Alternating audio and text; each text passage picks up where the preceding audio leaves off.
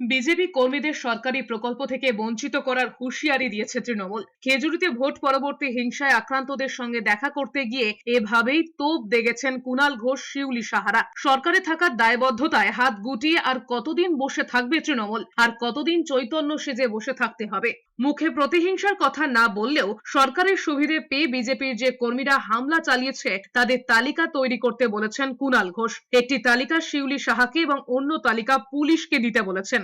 লোকসভা ভোটে কাঁথি তমলুক হেরে প্রকল্প বন্ধের হুঁশিয়ারি দিয়েছেন মন্ত্রী শিউলি সাহা। বিজেপির বিরুদ্ধে ভোট পরবর্তী সন্ত্রাসের অভিযোগে খেজুরিতে আক্রান্তদের সঙ্গে দেখা করেছে তৃণমূলের প্রতিনিধিরা। কুণাল ঘোষ, বীরবাহা হাসদা, শিউলি সাহা, উত্তম বারিকরা শুক্রবার বিকেলে খেজুরিতে গিয়ে লক্ষণপুরের আক্রান্ত তৃণমূল কর্মী সুবল মিদ্দার পরিবারের সঙ্গে দেখা করেন। অভিযোগ, ভোটের ফল প্রকাশের পরেই হামলা চালায় বিজেপি দুষ্কৃতীরা। মারধর করা হয় পরিবারের সদস্যদের। মমতা বন্দ্যোপাধ্যায়ের যে এত স্কিম, সেগুলো তারাও সুবিধা পাচ্ছেন, আবার এই হামলাকারীরাও সুবিধা পাচ্ছে।